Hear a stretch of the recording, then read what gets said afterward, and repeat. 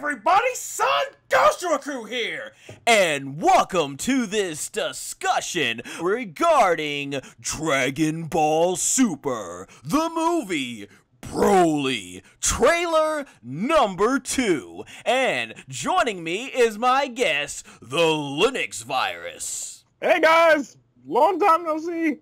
Yeah, it's been a while since we've sat down and had one of these Dragon Ball discussions, and it's crazy. 90 seconds, yet so much to discuss in this. But before we get started, guys, make sure to hit that subscribe button followed by hitting the notification bell so that way you are notified as soon as my content is released. Also, guys, want to let you know that I am still working hard on Battle Reception. TheLinuxVirus plays the character Tom Pri in there, so definitely be on the lookout for that. But we're going to go ahead and talk about this movie here. Trailer number 2 dropped last week, both in Japanese, well, it was leaked, and then we saw the English dub. There are so many topics to discuss about this, but let's kick things off with all the controversy. And Linux himself, I've got to get him up to speed on this. So the big controversy, you've got a group of fans who are angry because they're like, so Toriyama's just going to ignore everything we've been told, because they're wondering, where's Bardock with the blood-stained headband? Where's all the cool armor? Why isn't he fighting Frieza? Why he's destroying the planet? This is not what I've been told in the manga. This is not what I've been told in the anime. This is not what I've been told in game. This is not what we've all been told in almost every form of Dragon Ball media. But a lot of you hardcore fans out there that remember in 2013, I believe it was, Kira Toriyama, the part of the Jocko manga that he made a bonus chapter called Dragon Ball Minus. And Dragon Ball Minus, it's his retelling of basically the movie The Bardock, the Father of Goku, which I believe in Japanese was the lonesome final battle, the father of the Z-Warrior Son Goku, who challenged Frieza. Released back on October 17th, 1990. Boy, you gotta love those long Japanese titles that we got. Funimation's like, the father of Goku, it sells itself. But, the thing is, in Dragon Ball Minus, so many things were changed. You got Goku's mother, Gine. Bardock is portrayed, and this is to go ahead and answer, we were talking about this before we started recording Linux. So Bardock in the Dragon Ball Minus is portrayed as someone, as you were saying, has a heart, someone who cares for his wife, someone who cares for his son, and when he suspects that Frieza is going to blow up the planet, he steals a space pod and basically puts Goku, or at the time, obviously, Kakurato, in the space pod, and it basically becomes a lot more like the Superman story, and Goku is sent off, and he's a little kid, and he basically is old enough to recognize his mother and father, and he's crying, and he goes off, and that's basically what begins the whole story that eventually would be where Goku and Frieza would eventually meet. Now, the story that a lot of people know, because in Japan, obviously, the manga is a lot more bigger than it is in other places of the world, the story that most people have believed to be as canon, you know, part of the official continuity, is that Bardock TV special from October 17th, 1990, because in that special, Bardock is portrayed as ruthless. He doesn't even care about his son. The only time he even starts to give a care is when he starts seeing visions and recognizing that it is going to be his son growing up to defeat Frieza. And from there, what ends up happening is we see, you know, Bardock is portrayed by Dodorian and Frieza's men, because they're fearing he's getting too strong, and you know, he does the whole thing where he's so angry the blood gushes out of his hand and stains his best friend's armband, and he puts it as his headband, and Bardock, basically nobody believed him that Frieza was gonna destroy planet Vegeta, and he ends up going into space with which, yes, doesn't make much sense, but everybody knows the story. He goes ahead and he beats the crap out of all of Frieza's henchmen, and they keep gathering him until they can finally compress him. And the thing that people love about Bardock, he knew he couldn't win, but he still tried. He went out like a total warrior. He basically got in Frieza's face through his ki blast. He, yes, did get hit by Frieza's death ball, but it was just an amazing story. It was one of the most tragic stories ever told in all of Dragon Ball, and the story inspired Akira Toriyama so much that he put this in the manga, and he even drew a couple of panels, that exact shot of Bardock confronting Frieza, and Frieza even states to Goku that he looks like the warrior in the manga. He looks like the warrior that opposed him before he destroyed planet Vegeta. And then you get to the moment where they even show that Bardock is dying in the death ball of destruction that Frieza uses to destroy. So, for the last 20 plus years, most Dragon Ball fans took that, okay, that is the official canon version of it. And then Dragon Ball Minus came out and people didn't like it, but they're like, we can ignore it. But then we see in this trailer, it is confirmed, it is being a part of the Dragon Ball Super story, and there's all kinds of wackiness going on. And I got some more differences to distinguish here, but I hope that, you know, people out there listening to this, it's getting you more familiar and understanding the differences here. Before I go on to other stuff regarding some of the changes made, I know you said you just started, you're about halfway through Dragon Ball Minus. Linux, what is your thoughts on all this? I know it's quite a bit to take in. Not really. And if people are complaining about that, you guys are funny. Like, not to call anybody, like, you know, sensitive, but geez, people, did you ever stop and think that there can actually be a merger between both of those storylines?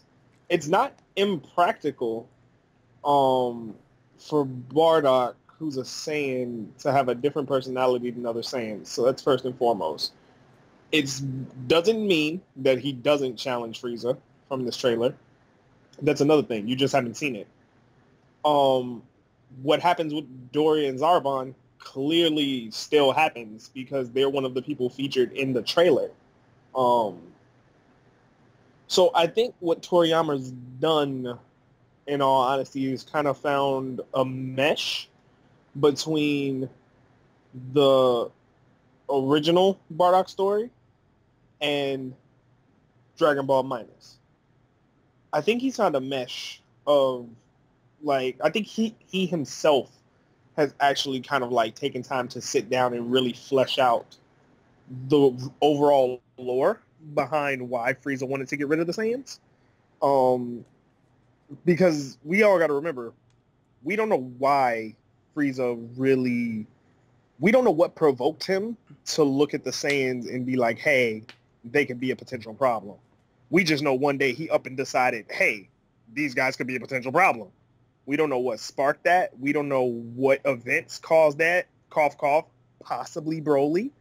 When Frieza gets a hint that, hey, there's a Saiyan baby that has a power level pretty close to my base form. So it's things like that this movie, it's questions like that, things like that this movie, from my opinion, just from watching it, are meant to answer. So I've already, as a fan, kind of shelved Dragon Ball Minus, the original Bardock movie, you know, Bardock, father of Goku, and I keep those things in my back pocket just to kind of see what the actual retelling of those looks like.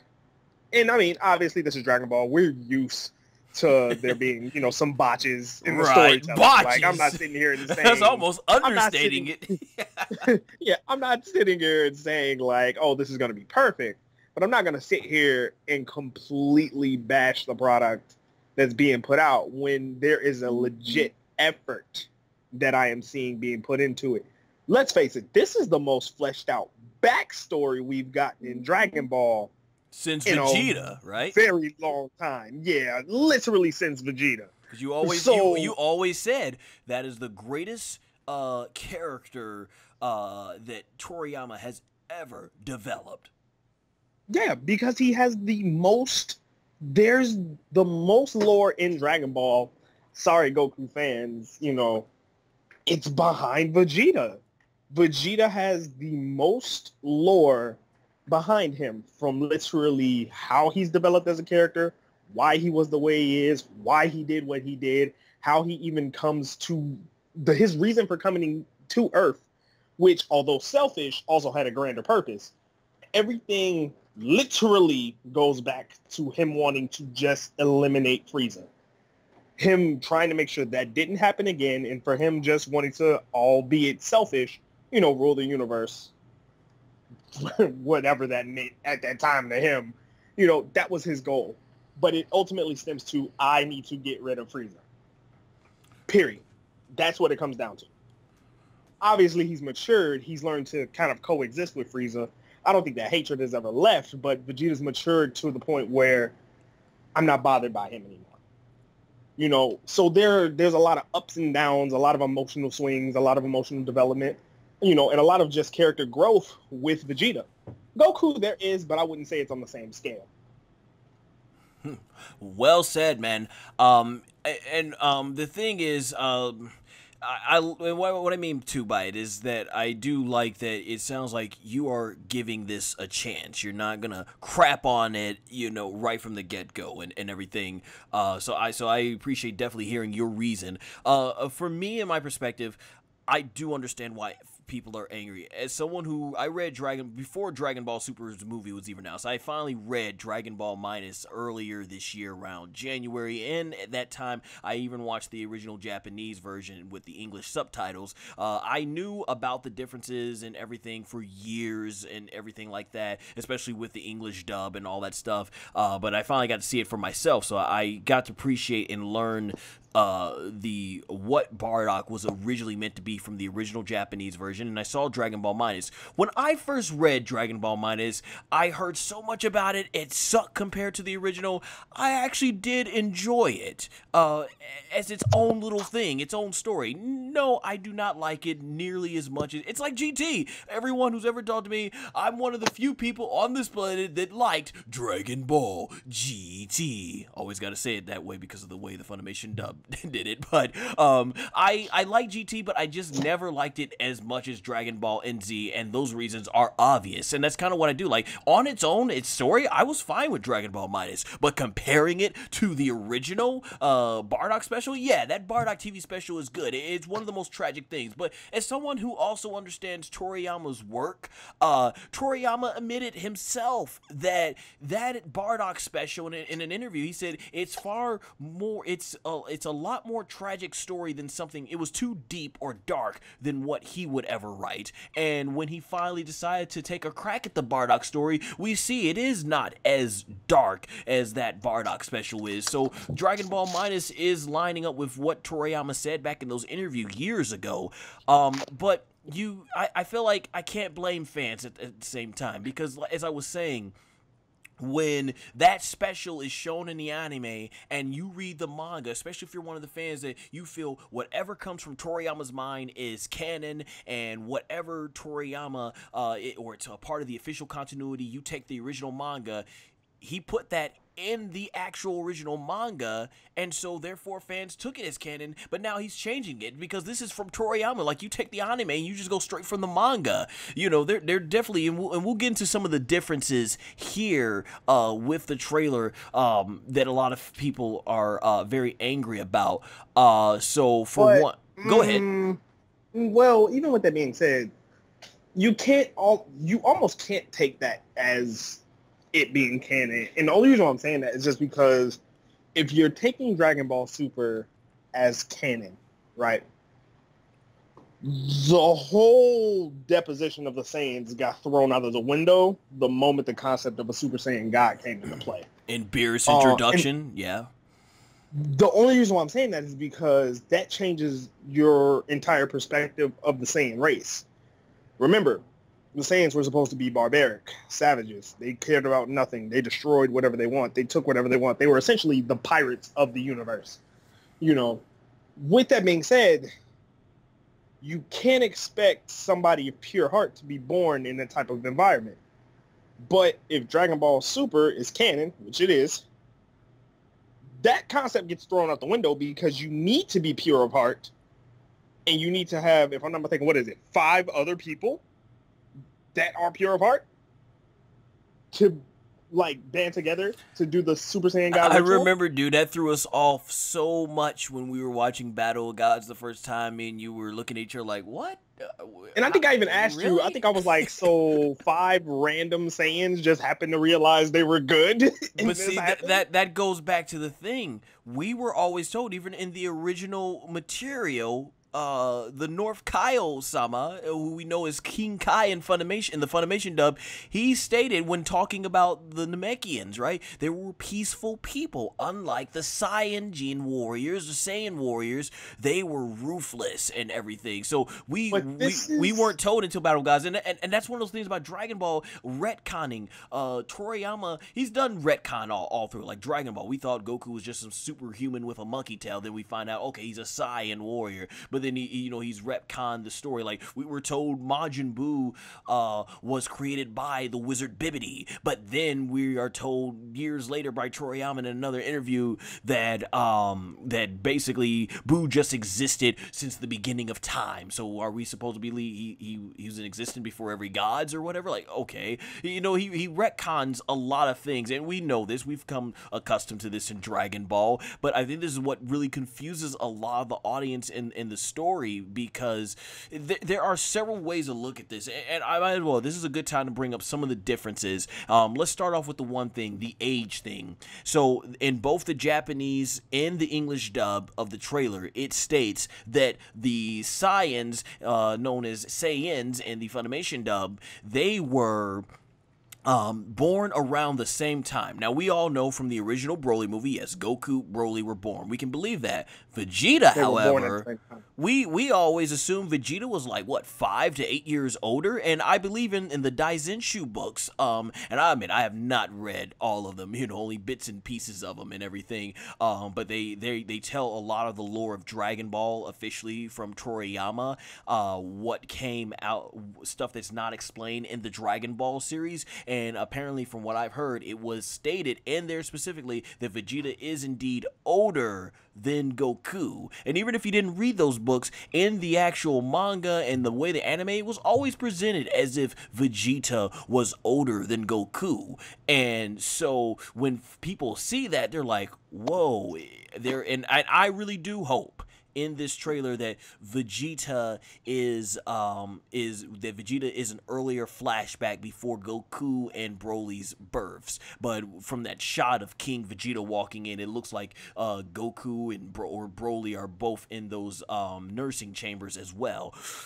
So that's going to be a huge issue. This is going to change everything we've known about Dragon Ball if it really turns out Vegeta and Goku were the same age. Here's a few more retcons that was shown in the original source material and now are being changed. Frieza's new design in both Dragon Ball Minus and the original manga, Frieza had his armor on when he destroys Planet Vegeta. That's specifically in the original manga.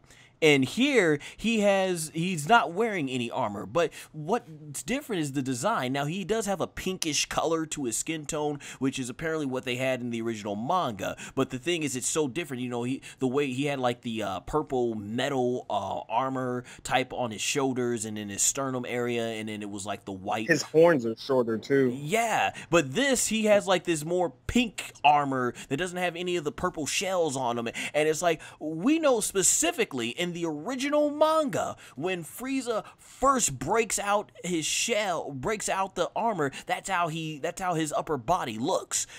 So this is quite a different change. Now, obviously, I did hear a good theory where someone on it could be YouTube, him being young. Well, yeah, he suppressed his power. His final form is his true form. The other forms were to compress his power. This could be early on. But that's all good and well. But in Dragon Ball minus manga and in the original manga itself, we have seen Frieza look like the way we've all accustomed to. And in the original manga, it is shown Bardock in space, which it's kind of bittersweet for me. Like, on one hand, it looks like in this trailer, Bardock is nowhere near when Frieza destroys the planet, which, you know, we don't need more plot holes of the Saiyans, whether they can breathe in outer space or not. But on the other hand, that's what's shown in the original manga, and it looks like Frieza just shows up and blows up the planet. So, you know, that these are some other differences. That's not shown in Dragon Ball Minus, but it would be cool. But Frieza's new look, yeah, and then one of the biggest things that fans is that shot of baby Goku arriving, you know, butt naked on Earth, and Grandpa Gohan picks him up and says, "I'll call him Goku." And we were always told, and I think in the manga, even Roshi mentioned that Goku was a baby and everything. But here he looks like he's about 3 years old, and he apparently remembers Gine and Bardock as his mother and father because he's so sad when he's taken off in the spaceship. So when you look at that, people are like, wait a minute, I thought Goku was naked. I actually saw some funny memes where people were saying fans are ridiculous because people are complaining because they don't get to see Goku as an infant naked, and he's like, don't we got more important things to worry about in the trailer? And that had me cracking up and everything. But yeah, it's awkward that the Saiyan, he was sent in Saiyan armor, so apparently that was around and they never found it.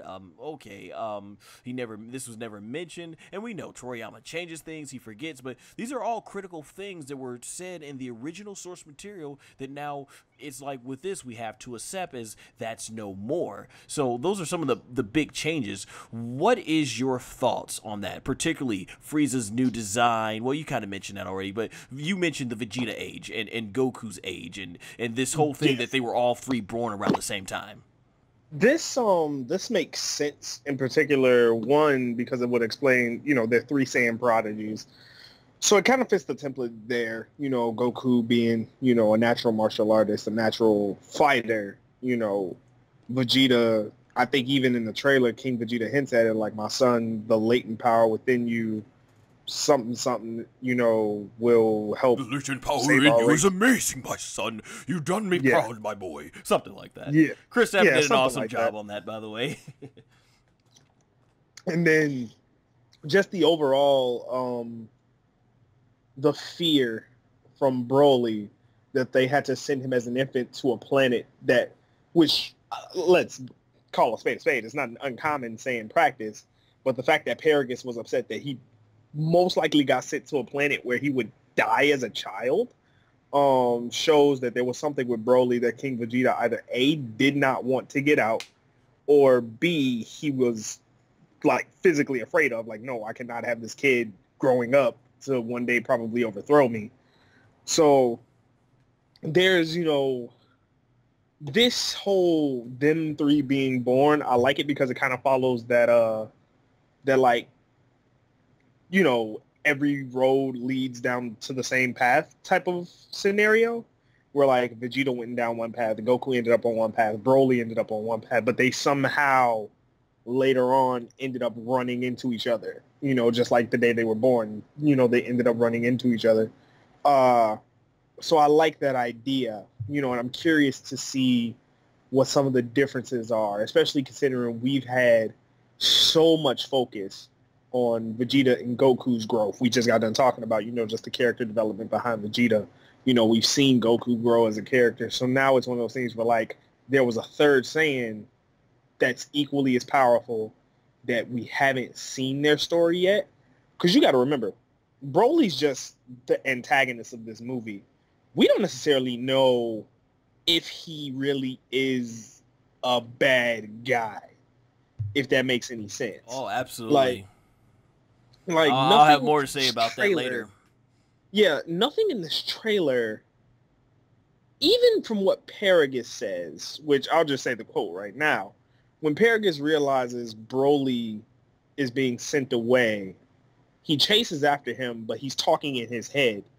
And as he's talking, he says, "My son Broly, I will raise him to be a mighty warrior, and I will exact my revenge," quote unquote. Now, This follows the original storyline of the Broly Legendary Super Saiyan movie. What we don't know is specifically what that revenge is. And this has always been the butt of every like meme that's popped up between Goku and Broly, simply because the only reason why Broly hated Goku was because he cried when he was a baby in that movie.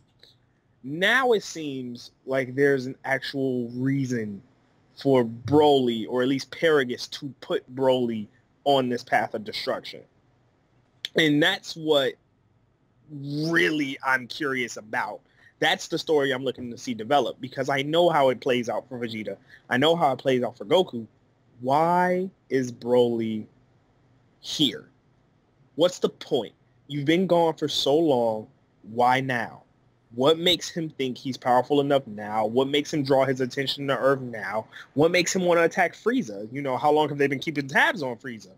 You know, because remember, Frieza had been dead up to this point. So, obviously, with him returning, I'm pretty sure that's what sparks Broly to kind of pursue him, you know, and then maybe there's some thing where, like, Broly's pissed that instead of him getting a chance to kill Frieza, Goku beat him to the punch. Or maybe he's mad that Frieza's back and Goku and Vegeta were the reason that Frieza did come back, because they participated in the Tournament of Power together. And because they're Saiyans, and he's like, yo, you do realize this is the guy who destroyed our race. Like, you're actually going to help him come back. Like, there's so much room for Broly as a character to have a legitimate motive and still not be painted as a villain. Like, that's why I'm excited for this. Like, that's, like, I'm not against it. I'm not against the different changes, because, in all honesty, this is the most sense a Dragon Ball backstory has made in a very long time. And this is all I'm getting just from the trailers. Obviously, that could change depending on when the movie comes out.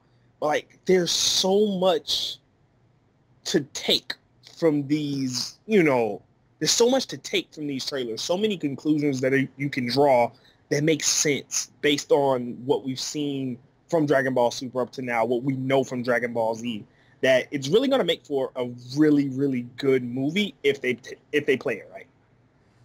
Well, hey, that's definitely. I will have definitely a little bit more to say about that. That you get that feeling about Broly in this trailer. I do too. Just to wrap up on the changes parts, I think there was one change that I missed.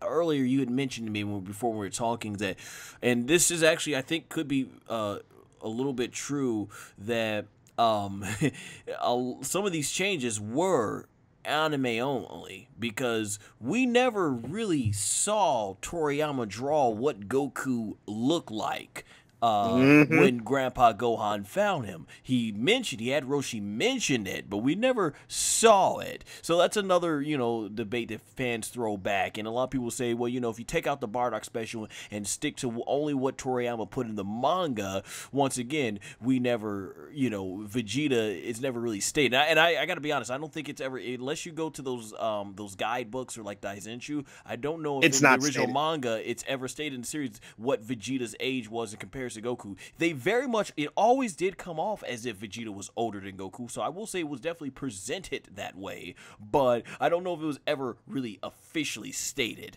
But I do stand... To my knowledge, they've never officially said how old they were. Right. The reason why Vegeta's always been presumed older is just because of how much he remembers from, you know, the Saiyans. Like, he was old enough to remember specific events. Like, Vegeta remembers things about the lore, things about other races, things about certain rituals and things like that. So, you know, it's one of those things where, like, if Goku and him were the same age, it's, you know, kind of hard to believe that Goku wouldn't remember these things, but then people forget Goku hit his head as a kid. So yeah, that's actually something too that Goku don't remember shit. Yeah, dude, that actually was a good point. Like, I will say this: while yeah, it looks like Goku is a lot older than what we assumed he was from the original material. At the end of the day, Goku, they could still stick to the story that Goku hit his head, and so that whole, because some people have issue with, Goku, he's crying when he's saying goodbye to his mother and father. I'm like, well, yeah, if he hit his head, he probably doesn't remember that at all. So that still can logically make sense and fall into the original story. And the thing is about it, like you said, though, I am willing to give it a chance and accept it. There are some things that it's gonna change what we do in the original material. Like, just if it was in the original material, some of those things are gonna change, and those do bug me. But at the same time, with this new story, it does have a lot of interest, because you go back to it, man, and we'll get into this. I don't know how many out there might not know this. I know a lot of the hardcore fans who've been following the story know it. Akira Toriyama wrote 3 hours of content for this movie, but we are only getting 100 minutes of it in the movie. That's actually dead on the money, believe it or not.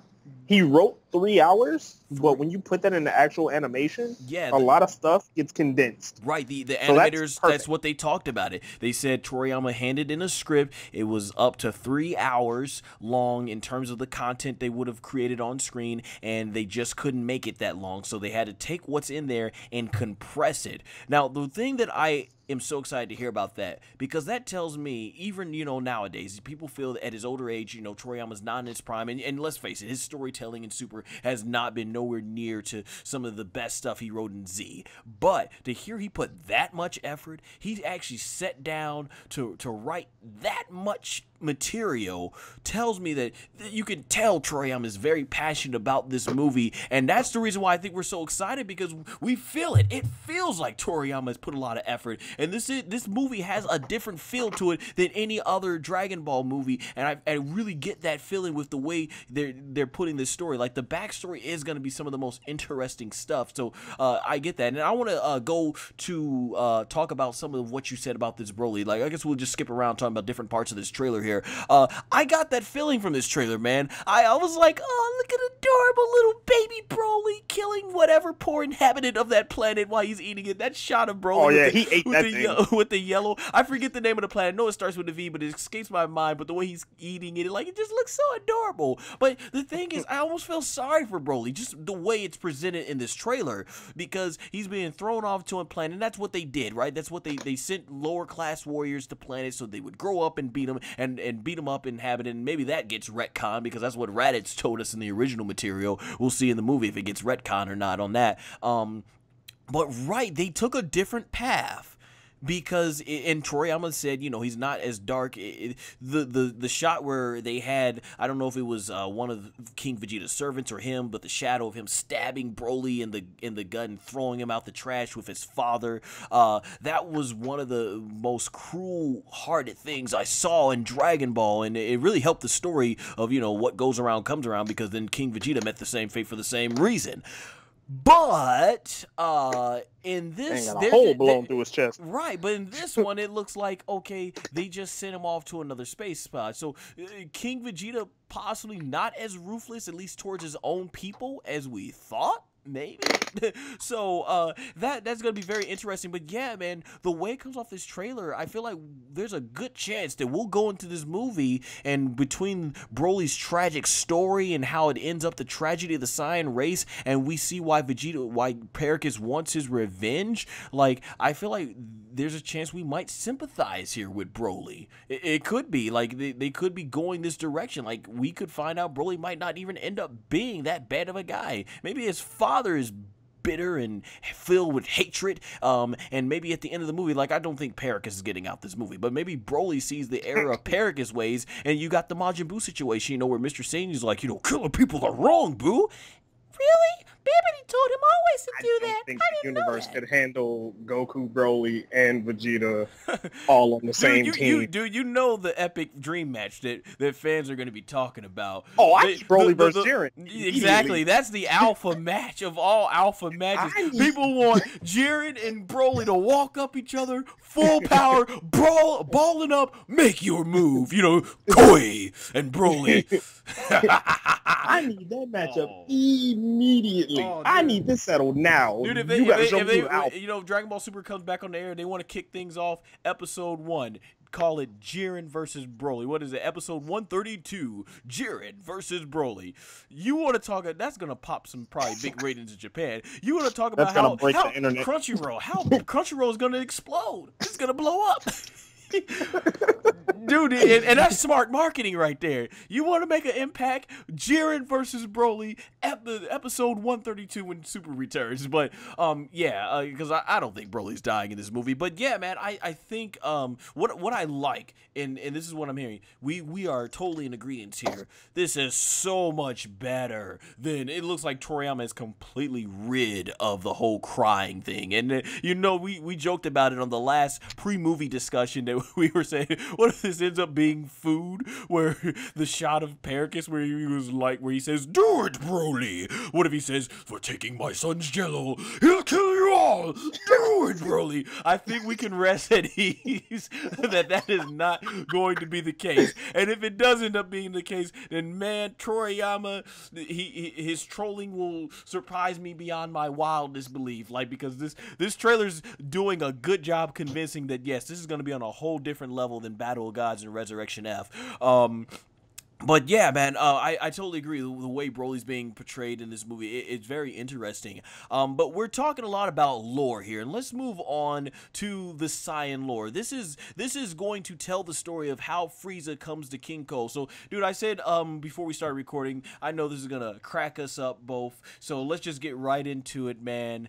So the way this trailer presents it, Frieza literally just comes onto the planet with all his men and King Cole, while King Vegeta basically tells his entire race, they bow, and he says, "Everyone is to obey Lord Frieza." And that's exactly how Frieza take over the Saiyan race. His daddy gave him the planet. You just showed up on the planet, and King Vegeta, his entire race is ready to fight, and King Vegeta's like, he bows. Everyone is to obey Lord Frieza. I need to know the lore behind that. Oh my god! But if it turns out like that way, man, that's a good laugh, a good one. It's cool to see King Cole, man, because King Cole's got to have King Cole has got to have a wealth of knowledge. The fact that he knew of Majin Buu and Beerus, so I'm very interested to see. This is the most interesting we'll see King Cole, because he's a character, and there's so much I want to see about Frieza's entire race. I just really hope that Toriyama eventually dives into that. I think there's a lot that can be dived. If you're gonna keep Frieza around, why not go and give us a true backstory? I would love that. I'm glad. I think that's what this whole setup was for, even after the Tournament of Power. Because remember, I think even you and me talked about this when we were like, what does this mean for Frieza? Because at the end of the Tournament of Power, he comes back and he's like, "Sorry to keep you waiting, everyone. The ruler of the universe has returned." Okay. So obviously he took the place of his father. What does that mean? We will definitely find out. Not to mention, and I'm sorry, we still never got an answer as to what Frieza really was trying to get out of the Tournament of Power. We know he wanted his life back. That was one thing. But there's almost an unanswered question of like what his real objective was. I think it was always suggested that he wants to surpass the gods, but Frieza's in this case where he has to be more strategized. He can't just go on a killing rampage or do what he wants to like he did before, because he knows there's too many people out there that can stop him now. So he's got to play his cards right. And that's what I'm saying. But that's the thing. Somebody who moves like that, somebody who thinks like that, it almost seems as if Frieza's somewhat concocting a plan or he's aware of a way. I think it might have been to get suggested. strong. Yeah, it is suggested in the synopsis that Frieza is still planning how to get rid of Goku and Vegeta. So he's still plotting his revenge, and obviously him and Broly are going to be a big part of that. Shoot, he might even rediscover Broly. So for all we know, it looks like he's the first victim of Broly. His power level is magnificent. What the? Yeah. That definitely does not look like it ends well for him. He gets hit with the chest bump. Dude, I'm telling you, I know you don't want to hear it. Frieza's getting the biggest beat down in this movie, hands down. No. And I am going to go crazy when we're watching this in the theater. Hey, look, I'm gonna tell you this right now. Simply because this is coming from Broly, it's the same way like when it came from Vegeta. I don't give a damn. He got a hole as hell.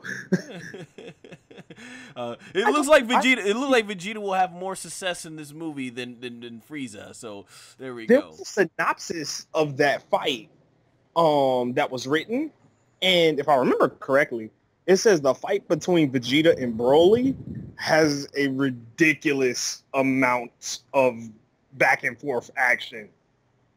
Oh yeah, it's definitely. I think it's gonna be who can up who with the transformation. It definitely looks like a tough fight because remember, look how banged up Goku is before, and that's before Broly even reaches his final legendary Super Saiyan Berserker or full powered form. I forgot what the official term they're gonna call in the movie. Berserk. Berserk would be that form. I would. Well, actually, no. His would be different because unlike Kale, Broly's eyes are different. They're red. That reminds me. I hope we actually get an answer to what this form is. But Super has really never explained what all these different forms and power ups are. Unfortunately, so we probably won't get that. No, they kind of hinted at it because they've kind of hinted at with Universe 6 that there's not different, but like there's similar transformations. They're slightly different between Saiyans. Even the triggers are different. You know, like what triggered Kaba to go Super Saiyan 2 was a lot different than what triggered Khalifa. Because remember, Khalifa got triggered just from simply fighting Goku, and she just kept pushing herself. Kaba was when he was pushed, not to the point where he was going to die, but when his friends' lives were at risk. So it's one of those things where, like, they've been hinting at it, although they haven't blatantly said it. Saiyan transformations are starting to become almost unique. Like, each Saiyan has a specific trigger. Definitely the direction they're going. Everybody has their own form now. Yeah, like Trunks, prime example. Trunks has the Super Saiyan Rage, and that came from him. Only in the anime, not in the manga. Shut up. You should be happy about that. I'm still counting it. I'm still counting it. Well, because you can't write that off as it not being canon. It still counts. It's not in the Especially manga. Because the anime happens before the manga, so you technically have to treat the manga anime was happening before the anime, but eventually the anime caught up.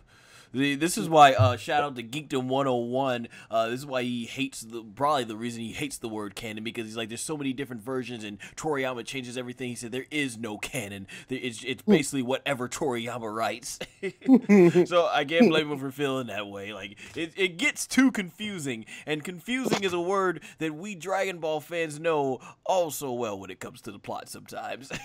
Yeah, because, man, oh man, the subdivisions of information in this goddamn series. But I get what you're saying, and I do think it's an interesting, unique. Instead of seeing a new form, okay, let's see who's going to reach this form. Everyone reaches their other form and everything. So I think that was really cool. I was going to say, speaking about, like, the whole takeover of Planet Vegeta, I was shocked. I knew Dodori and Zarbon would be there most likely, but the Ginyu Force, man, yeah, Choice, Gordon, Rukrum, Bata, and Ginyu, the Ginyu freaking Force coming back, man. I as they say in wrestling, marked out for that. It's gonna be good to see the Ginyu Force and all their goofy antics and poses and everything in the in this. So that's probably total fan service, but man, I am ecstatic to see the Ginyu Force here. I really wonder if we're gonna get any fight scenes really in the because the first part of this movie is supposed to be very emotional, telling the story of the science. I don't even know if we're gonna get Bardock fighting, but if you're gonna bring the Ginyu Force in, we need to see some really cool stuff. King Cole, I'm pretty sure we are. I can't imagine them bringing in somebody like really Zarvan cool? Doria. You know, it'd be really cool, and like, and they're using so much CGI. They might as well probably could use this. Maybe instead of getting as a substitute, maybe we don't get Frieza. You know, all the all of Frieza's men attacking Bardock in space. How cool would it be if you got thousands of Frieza soldiers taking on thousands of Saiyan warrior race in this big epic clash? I don't think we've ever seen that in Dragon Ball. Like, we've seen it in movies so many times, especially like if you watched that little war segment in Avengers 3 Infinity War. If we get a fight like that where they use all this cool CGI of Frieza's warriors, the Saiyan warriors fighting in this big epic battle, I would love to see something like that in Dragon Ball. That would be pretty cool and insane. And it'll be a nice substitute, but who knows if we're going to see it. But yeah, man, how you feel to see the Ginyu Force and seeing just the whole takeover, the way they shot it? Were you a fan of the CGI they use? A lot of people think it still looks jarring because it's shaded very realistically, and me and you are both artists, so we can definitely spot the differences from the 2D animation and the 3D animation. But I do feel that the 3D animation, I mean 3D, you know, the whole CGI, I do think it looks a lot better in this film than what we got in both Resurrection F and Battle of Gods. It doesn't bother me. And I think that's mainly because I see it so much now in different animes. Like, you see it in Overlord, you see it a little bit in My Hero Academia, you see it in like a bunch of other aspects. So it doesn't really bother me now. Yeah, the animators said that the reason why they're using the CGI is because it's so much quicker. Like if they would have drawn that scene where all those multiple spaceships would have flown into the planet, flying all over the place, they said it would have taken forever. But by doing the CGI, they're able to do this a lot quicker. So that's the reason why they said they'll be using a lot of CGI in the film, basically, because it just makes things a lot quicker and they can get more content out than, you know, if they didn't. So. But yeah, man, the Ginyu Force and Frieza's, glad to see them. Happy to see Raccoon. Raccoon, really, Raccoon. Was he your favorite? Enjoyable. Was he your favorite Ginyu Force member? I don't think me and you ever talked about this. Yeah, wow, he was. This is shocking. This is shocking. Me and Linux have been friends for, gosh, since what, 2007, I think. So what, almost 11, 12 years, our friendship, and I'm just now finding this out. I don't know why I always thought maybe you were a Birder or a Jace guy. No. Hell no. Maybe because you enjoyed play. We used to play Tenkaichi 3 so many times and use them. Yeah, Birdo was cheap. Cheap. Yeah, Birdo was super cheap. But yeah, man. It'd be interesting to see Raccoon. Hey, maybe he'll throw a reference out there and say, "My name is Raccoon. It rhymes with doom." Little ocean dub reference. That was the ocean dub references. Oh, Goku hit him. Well, that must be the Raccoon. Boom. Yeah. Hey, you know what? You know what they could do? We never did this. This has only been shown in the video game. The Raccoon cannon blaster, when he charges up, we never see the end of that move. It'd be cool if he puts it in there. Yeah, why not? Put it in here. We always assume it's just one big explosion. Raccoon eraser. No. It's the one where you blast it. That's the one. That's what I'm talking about. The Raccoon bomber. We never see this, so the video games just assume it was one big explosion. So yeah, I want to see that. Yeah, we might as well. Ultra fighting. Hey, King Cole, man, are you interested to see King Cole? Because King Cole has so much wealth of knowledge now. Like, I'm very interested to see. We've seen so little of King Cole, yet he's become this very fascinating character, way beyond just someone to job to Trunks. Yeah, I think King Cole will be a character that's almost limited to like Frieza flashbacks now. So I'm curious. I'm almost like you. I want to just see like what he knows. Hell, I actually kind of want to see him fight. Just to see. especially since a lot of people, I know the dub tried to make it out, and maybe even the anime, but I believe, yeah, King Cole is stronger than Frieza, the original Frieza that we knew of in Dragon Ball Z. So, you know, a lot of fans will think because he's in his second form, but yeah, that King Cole is stronger than Frieza, from what I've heard, and that would be very interesting to see. Let's move on here. Gine, Goku's mother, is making her first anime appearance. This is historical. This is groundbreaking. A lot of people did like Gine in the series. She's very she can get an attitude at some moments, but then very heartwarming, very much a loving mother and everything. It's funny, I don't know if they try to suggest that that's why Goku's kind nature comes from, because obviously it didn't, but yeah, it's really cool. It's sweet to see her, and I think that's like really one of the coolest things that we finally get to see in anime. Your thoughts? Are you looking forward to seeing Gine from what you've at least read of Dragon Ball Minus so far? You know what? In all honesty, I think the character's gonna get bodied. Like, I'm just gonna put this out right now. I have no hopes for that character. She's not a fighter. Yeah, she's not a fighter. She's basically a housewife that cares for her husband and her sons. She gonna die. Well, no, duh. Everybody's gonna die. But you know, if they really wanna, well, shoot, yeah, she dies when they blow up the planet, I guess. Hey, I would love a shock. What if a shock twist happens? What if Gine, because in the Dragon Ball Minus manga, it just says the entire Saiyan race was wiped out, but they don't exactly show. They don't exactly say, never stated that Gine left. We didn't know about Gine until like 2013. What if Gine somehow escaped? And what if at the end of the movie she shows up, goes Ultra Instinct, and whoops the crap, and she's like, "I came back for you, my son." And Goku's like, "Son?" I bet you that would blow everybody's mind. They're gonna be like, "Where the heck was she all through Dragon Ball?" Like, would you be shocked if Toriyama? It's unlikely, but if Toriyama decides to put the ultimate swerve and reveal that Gine has been alive all this time, and she's, if not stronger, maybe just as strong as her son. I'd be pissed. We finally triggered the LinuxVirus. Yeah, it took 52 minutes into this discussion, but we finally got something that would grind his gears. I'd be pissed if she managed to survive. I mean, all she had to do was, because they said in the manga, it says a short time after they send Goku to Earth, Frieza blows up the planet. I hope it doesn't look as, the animation is gorgeous that when Frieza destroys the planet. However, I hope it's not as cliche as Frieza just snoops up out of nowhere and blows up the planet and goes about his business. Like, so cliche. Can we get something that's epic and where they put up the Saiyans, put up a fight or something like that?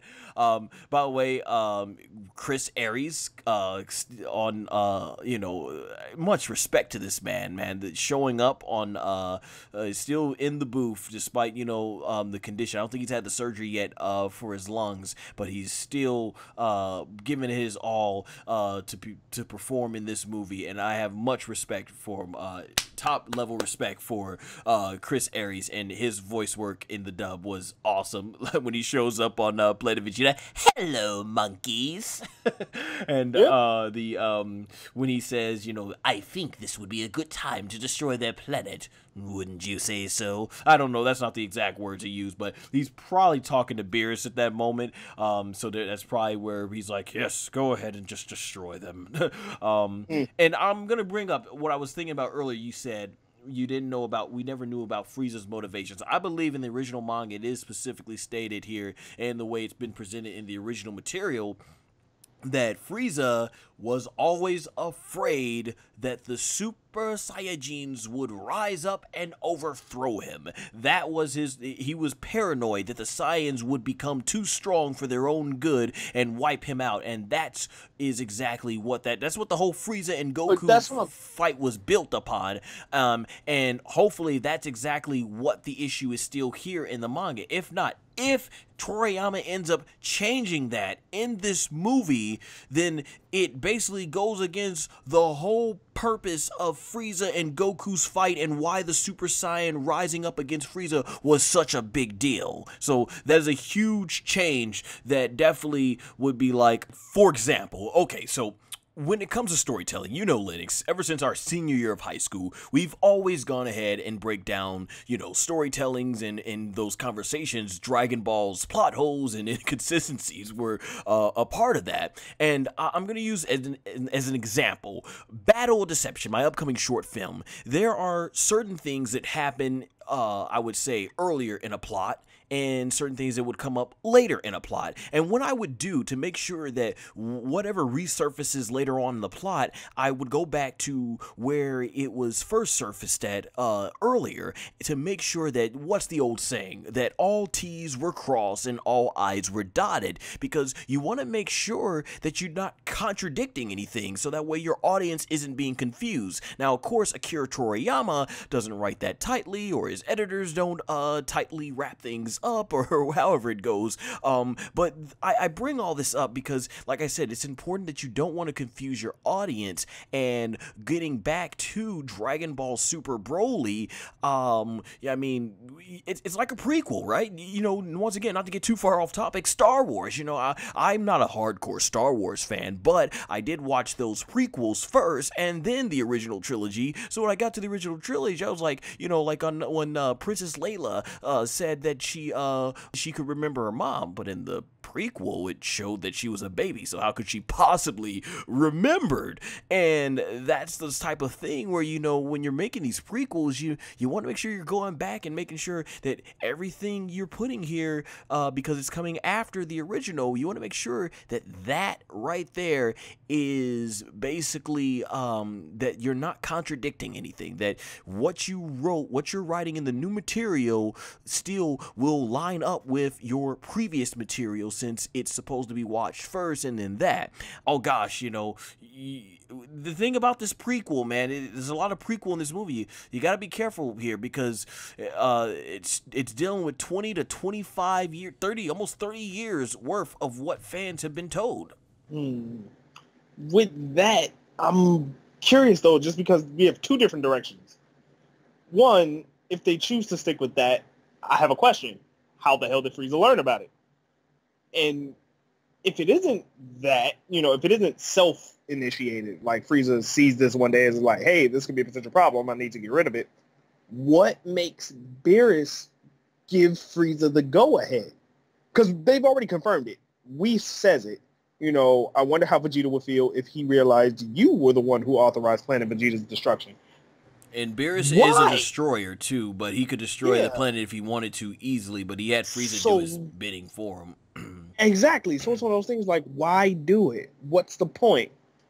You know, so there's this whole question. It's really too, because look how fun he has grown of Goku and Vegeta. So I never, even from the beginning when he showed up, I never felt like he had a bias or anything against the Saiyan race. Because look at the way he, even from when he first met Goku and he transforms, you know, he took it as if, okay, this would be just a little friendly expedition match. So it's like Beerus never strikes me as someone who had something against, like Frieza was obviously racist and prejudiced against the Saiyans, but Beerus, he didn't strike me that way. So I'm very intrigued to what made Beerus just go and like, yeah, go ahead and do it.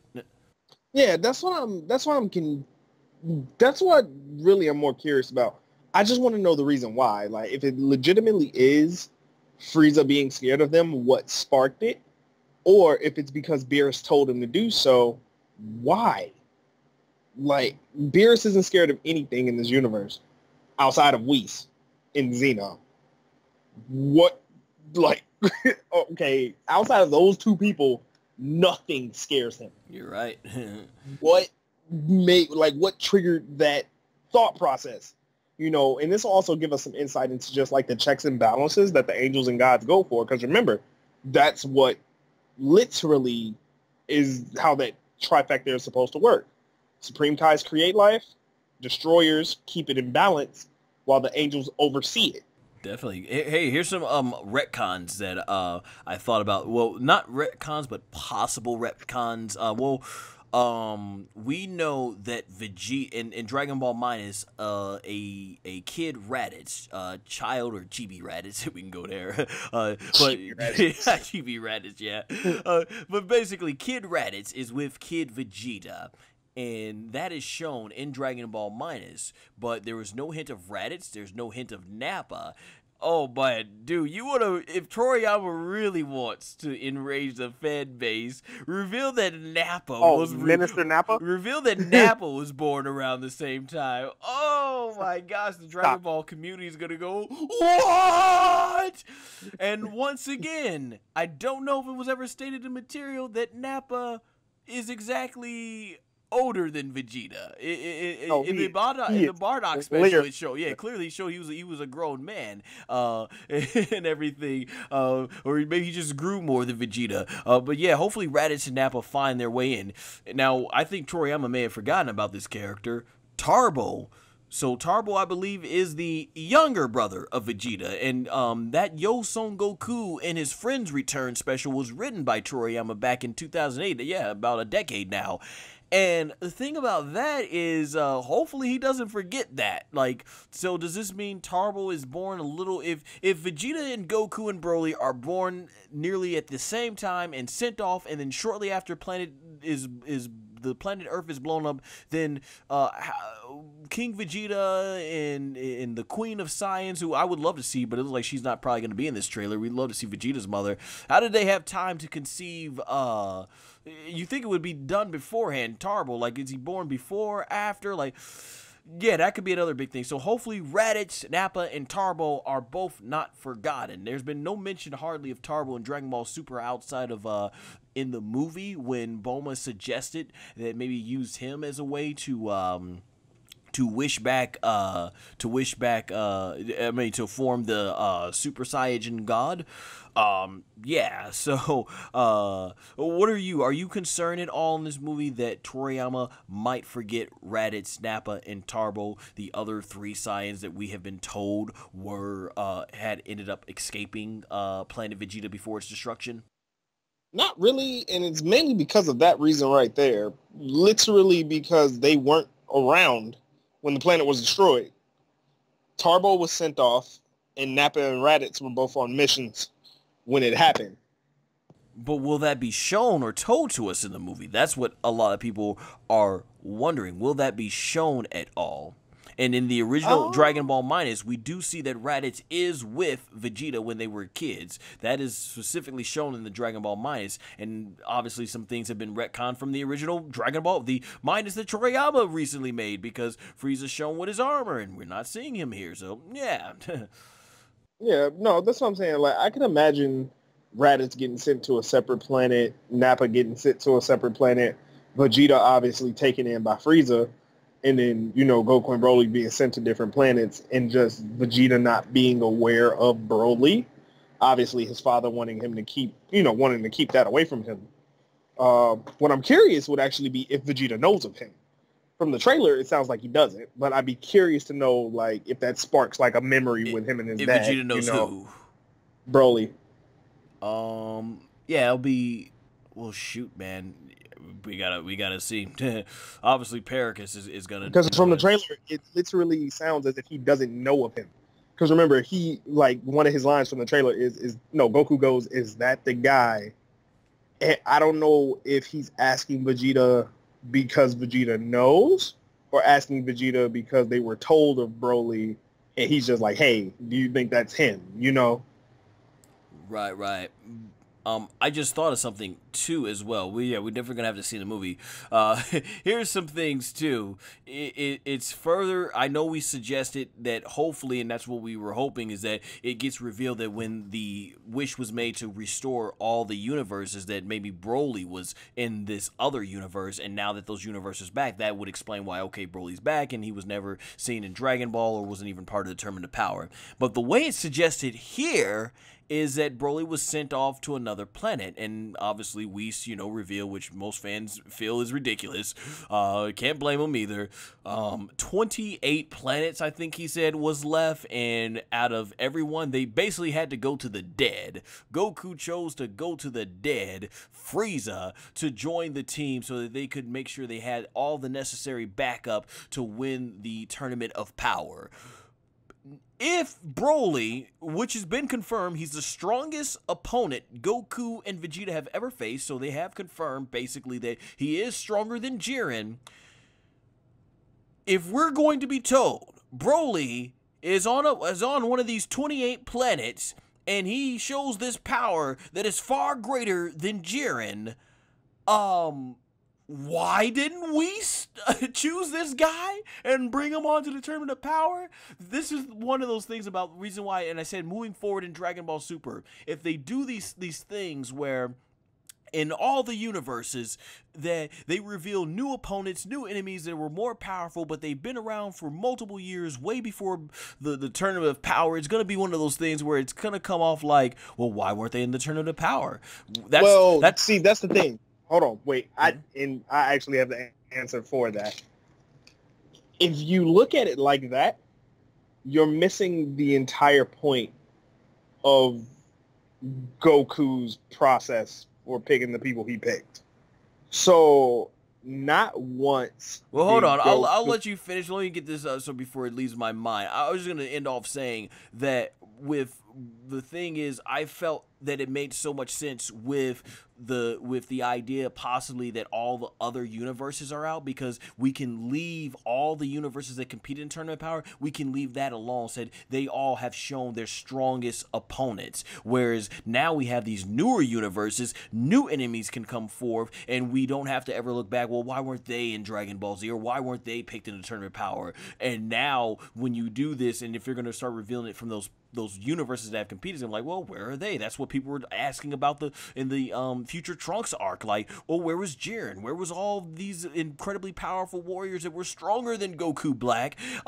Yet they never showed up in that arc and everything. So that's my whole point. And go ahead, what you were about to say now. Well, in the Goku Black arc, this is the thing. People got to remember, that is an alternate timeline of Universe 7. So it's not like another universe, but a different version of, and time travel is Universe a whole different level of pain to try and figure out. Yeah, multiverse theory is so difficult to explain, but in a nutshell, multiverse works like this. You have the same people, or the same, like, they follow the same rules. So like you'd have a mirror image of the same people, the same world. The only difference is the personalities and functions change. So somebody like Goku could be evil in the other universe. You see what I mean? Gohan could have never existed in the other universe. Chi-Chi could have been, a Saiyan in the universe, not a human. So that's why multiverse theory gets a little tricky, because you have the same people, same characters, same places. The only issue is they're different in one way, shape, or form. Like discussing canon in Dragon Ball is so difficult. Because Toriyama can change anything and forget anything. Yeah, but that's basically the concept of multiverse theory. So like that's why when people say like, oh, where was Jiren? Where was this? What was that? First and foremost, not the same universe. Second, there's no guarantee that that person was alive or that they were even born around that time. You see what I mean? Like, there's no guarantee when it comes to that. Well, so that's these three signs, the trailer blatantly says they were born around the same time. Yeah, true. But no, the reason why that doesn't bother me is because when you look at the concept of how Goku picked his opponents, Goku, for the most part, picked anybody he knew. Because, remember, it was his original choice to go with Majin Buu. The only reason he opted for Frieza is because Buu fell asleep. Right. You know, so with that being said, like, Goku wasn't thinking about other planets, other universes. To Goku's credit, I think he thought the strongest warriors were all on Earth. Just sorry to cut you off for a second, but I think that's the reason why they brought it up, right? Because Whis, before Goku decided on that, Whis looked at the entire Universe 7 and said there was only like 28 planets and none of those inhabitants were strong enough. And he's like, okay, so if I can't get someone stronger than Majin Buu, might as well go to Frieza. So that's why we thought, okay, there's nobody else stronger in that universe then. But this is what you also got to remember, too, when it comes to Broly. Broly's power is suppressed by Paragus. You got to remember that. His power is also suppressed. That neck thing, now it was head in the original, now it'll be around his neck. So that's obviously probably where they're going with that one. Exactly. So, like, Broly could have been around, but, like, if he's only operating on the power level of, like, I don't know, Krillin. You know, Krillin, dang, dude, why you gotta go with Krillin like that? Hey, Krillin's strong enough to destroy the goddamn planet, okay, so it works. You're just like all the other Dragon Ball movies. Well, at least you didn't say Yamcha, right? Yo, yeah. I want Yamcha to appear. Toriyama can do whatever the heck he wants. Maybe Yamcha drinks the sacred water from way in the 8th universe, and now he's more stronger than any person, and he kills Broly. That'll send the crowd home happy. I was about to say, I'm liable to throw my damn shoe at the movie screen. Like, no. Hell no. Oh my gosh, I just had to troll. But back on a more serious note, yeah, I was just thinking about that too. That is very viable because when you look at the way he's sent to the planet, and I was thinking about this as I guess it could be possible. Let's say Broly is sent to that planet with Paragus, and I know the inhabitant isn't on the planet. They're not really. They're like little vampire monsters or something like that that Broly kills. They could have been stranded there. And when you think about it, if you're on a place where you don't have a being as intelligent as Bulma to create anything, because I'm obviously Paragus and Broly, unlike what we were told about Bardock in the Ocean dub, they're not brilliant scientists, most likely. Oh my god! And their ship is wrecked. He basically, and obviously, even if they're going to stick with the whole science, don't breathe in outer space, because I don't think they're going to go with it looks like they're not going to go with the whole barrier thing here. He's not going to destroy the South Galaxy? Yeah, it looks like they're not going to go with that whole thing. Yeah, they're not going to go with that thing. It's very well that they have all this power, but they're stranded on this planet. And the only way they survive for all these decades is by feeding upon the inhabitants' race, which is what we see baby Broly doing. But perhaps Frieza lands on this planet, realizing there's only 28 planets left, and like, there's a Saiyan that got away. Maybe there's a Saiyan that's on this planet. He arrives, and it's with familiar technology, and maybe Frieza and Broly and Paragus, they make some sort of truce to help him get back at Vegeta and Goku, and that's how they get the new armor. And I think maybe Frieza discovers them, and perhaps, yeah, Broly, he kept his power compressed, because, yeah, if you have all this power, yeah, Broly can blow up the planet, but then they're stuck in space and will die, because I don't know if Broly's going to have the power to create a barrier around himself and take him from planet to planet.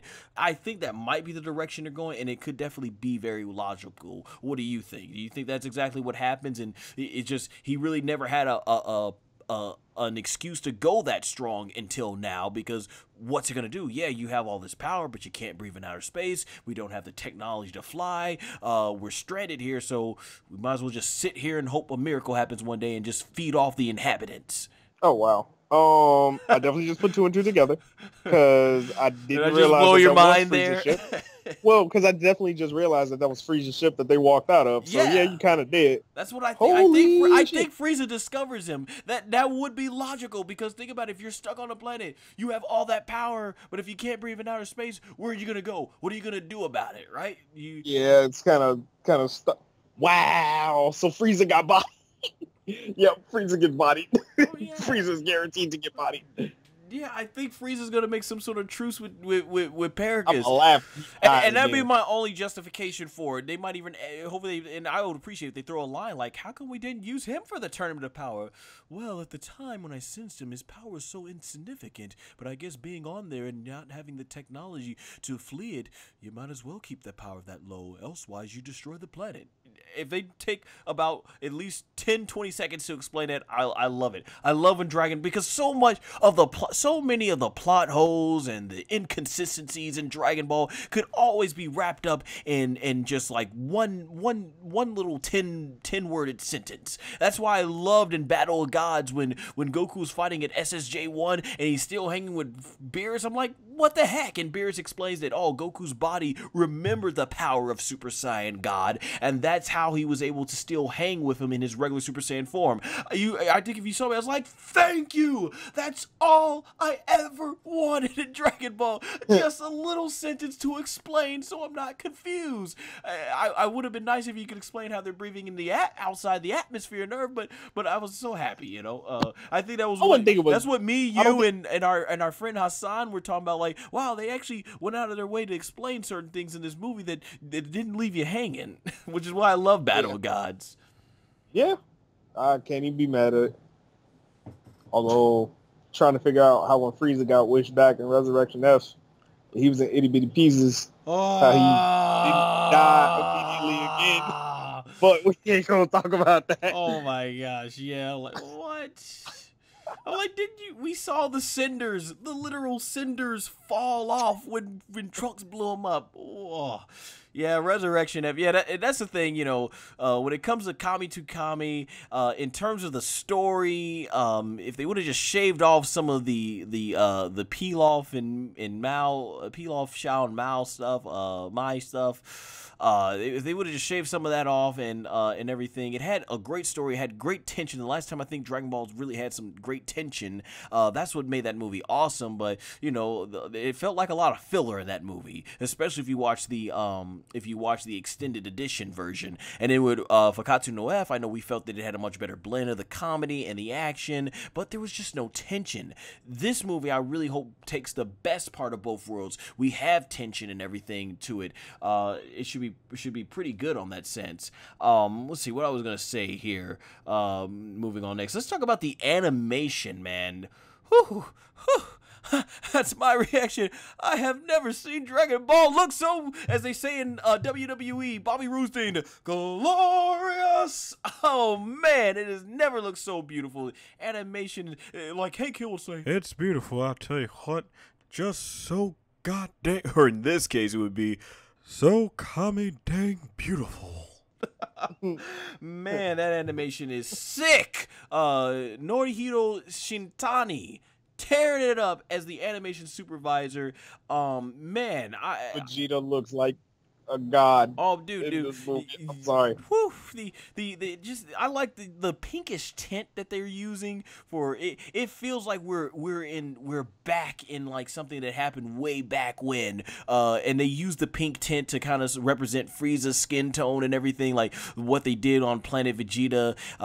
I just think it looks really, really glorious, and we know the fight scenes are going to look amazing. It looks like a lot of the story looks more stagnant, which obviously it would do with that during the story elements, but you can tell once they get to the fight scene, the big fight of Goku and Vegeta versus Broly, we are going to be on a fun visual ride. Now, do you think it looks a little inconsistent here? As you probably know, I've told you before, Yuya Takahashi, who is by far everyone's favorite animator because of his in-depth shading and just his fluent animation. So if you notice in the last 3 shots, you have Goku, who had the more looser looking animation style, which is the direction that Shintani is taking everything in.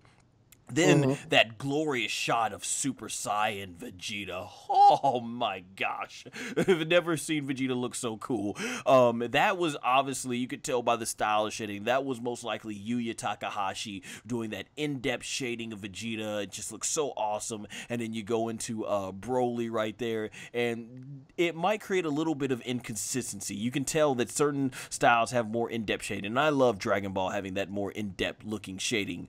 But I still feel like it kind of it still blends together with the line work and even though his shots will obviously have like 3-4 different levels of shading, and the other shots will have the simple light and dark shading. Is it too distracting for you, or are you okay with that? And what's going on behind the scenes of the anime with Shintani now as the anime director? What is being said is he's allowing the animators to all have more freedom and put their own style in their designs, whereas beforehand it wasn't that way. Gosh, his name escapes me at the time. I forget the previous animation director. I think his name was Tadayoshi Yamamoto. So yeah, when it came to him, he would really go in and like take out just to try and make sure things look consistent. But with Shintani, he's letting all these animators be free. Put yourself into these animations. So we're gonna see all these shots animated, sort of looking like Shintani's design, but with their own creative juices to it. And he knows how popular Yuya Takahashi is, so you can obviously tell a Yuya Takahashi shot in this when you see those multiple layers of shading pop up. How do you feel? Do you feel this is you? Do you like this? Do you want it to be more consistent? And just give me overall thoughts on some of your favorite moments of the animation you saw in the trailer. Won't really be able to give a legit opinion on that until I actually see it play out. Okay. Biggest thing I can say though is you get some really good transition shots. Mm-hmm. And just some really good meld of styles. Like, prime example from the first trailer, when Broly's coming up out of the ground, that's a Yu Takahashi shot. Mm-hmm. Oh, yeah. Like, definitely. Right off the bat. The Vegeta smile. From just, like, the different dark tones, the smile, the different tones in the red. Hell, his eyes, just from the glow, the way that, like, bounces off of his face. Like, it's ridiculous. Man. But then you contrast that with Goku, who, a little bit more minimalistic. But it makes for a you're talking about that first shot of Goku, right? That they show in the trailer in Super Saiyan. No. First trailer. Oh, okay. So remember when Goku looks at Broly when he comes up out of the ground? He's like he's getting stronger, but the animation's a little bit more simplistic. Yeah. They do the shot, the close up on his eyes and his face. And you can tell that's Yuya Takahashi all the way. Yeah. So it's one of those things where like you get a really good contrast in styles. This will also make for some pretty interesting transitions as you go from one frame that may be edited by one animator into another frame. So this will be interesting, especially for when you have scenes that are like, a lot more, they're farther panned out, and then it switches to a close-up scene, and then maybe it's a Yu Takahashi shot with more details, and then you back off, and then it gets a lot more minimalistic, but it's a lot more fluid because of that. So you have some pretty interesting, it's a different take, I guess, on attention to detail per frame, because I'm assuming styles that are a lot more simplistic in execution, they'll use those to cover a wider range of detail, whether it be, landscapes with figure, with, ships and all type of stuff. You can get a lot of that and have it animated a lot cleanly with that type of style.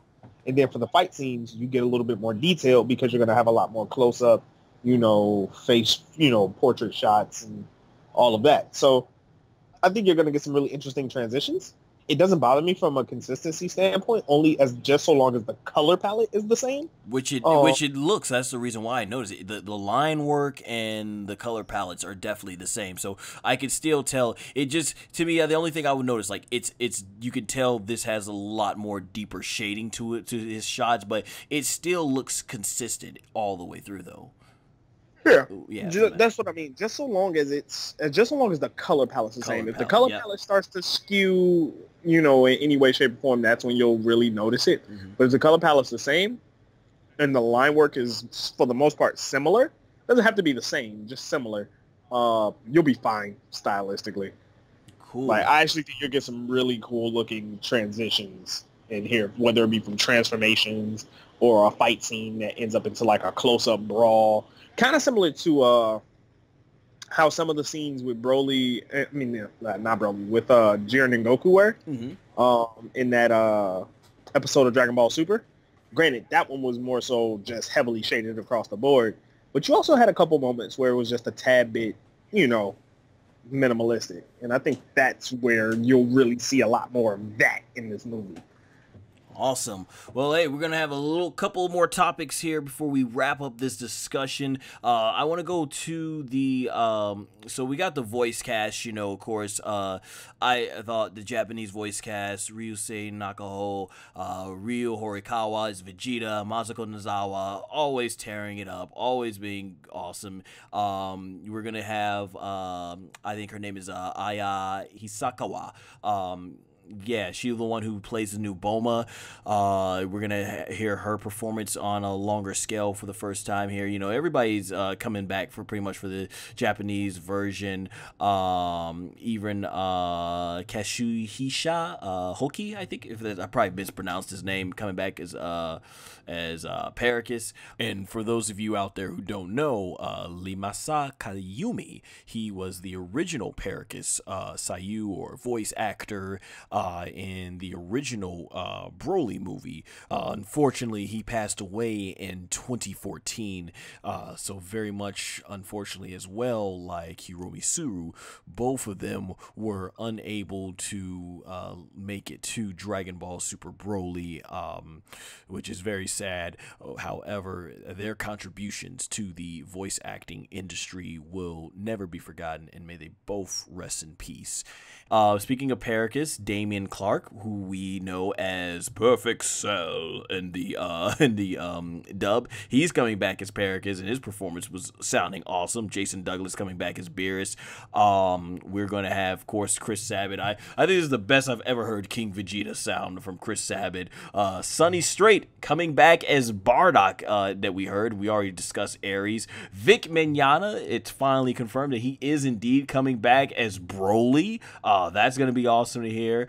That from the growl. No, yeah, there was no hiding that. Oh yeah, I'm glad he's back. It's gonna be really awesome. I'm really interested what Broly's personality is gonna be like once he breaks free. Are they gonna is he gonna be more like he is in the first movie? Because I gotta remember, yeah, he did talk in the first movie. I think the whole Kakarot days are gone. I think that's from what it looks like. Sean Schimmel's gonna tear it up. Chris Sabat is with Goku and Vegeta. So I thought it was really good. The Japanese voice cast staying strong.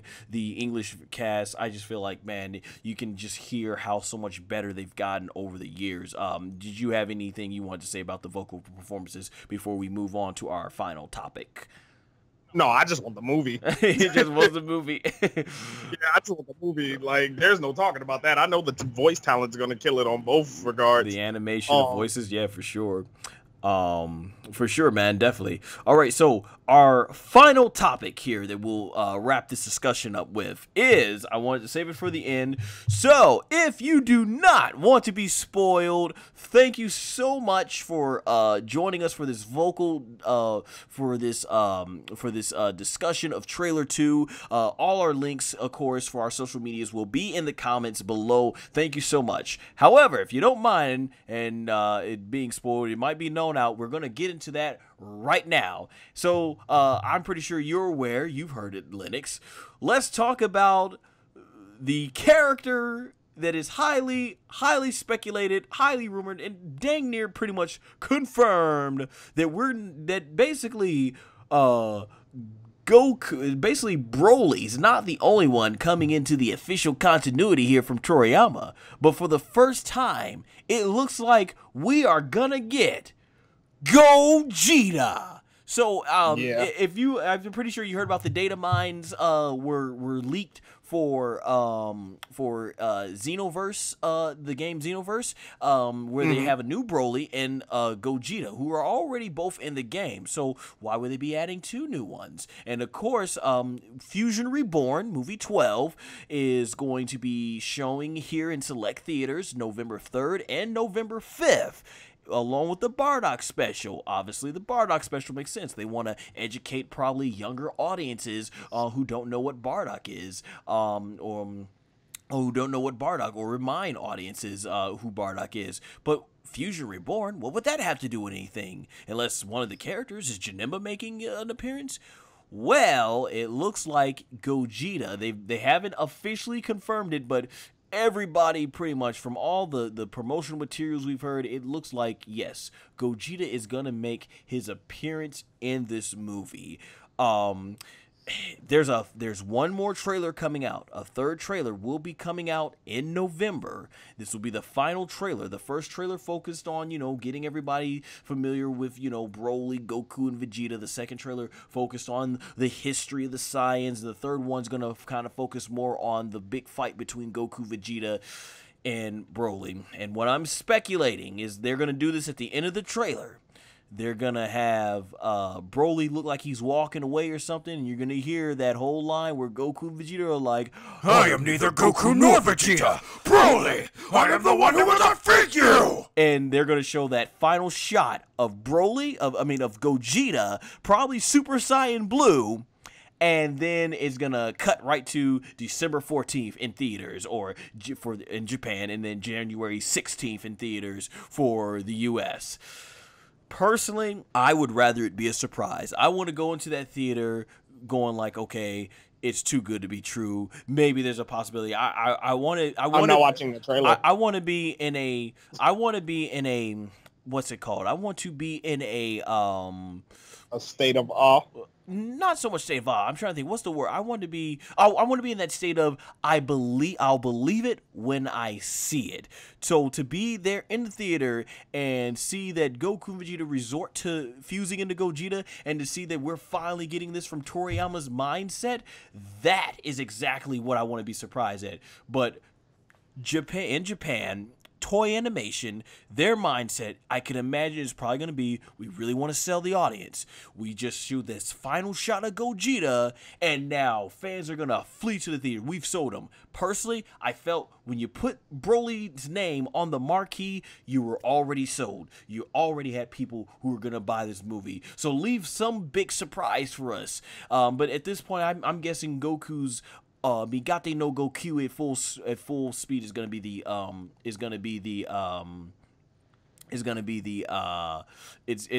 be basically the big surprise in this film. And I'm Gogeta's gonna lose. That's the big surprise. No, I think we're gonna see Goku's Ultra Instinct full power. We're gonna see that again. There hasn't been much hint at Vegeta's Blue Evolution form either. So, because if he can do that at will, I'm surprised maybe we'll see him in Vegeta, because we never see him we only see that shot of Broly powering up and Goku's looking off in the distance.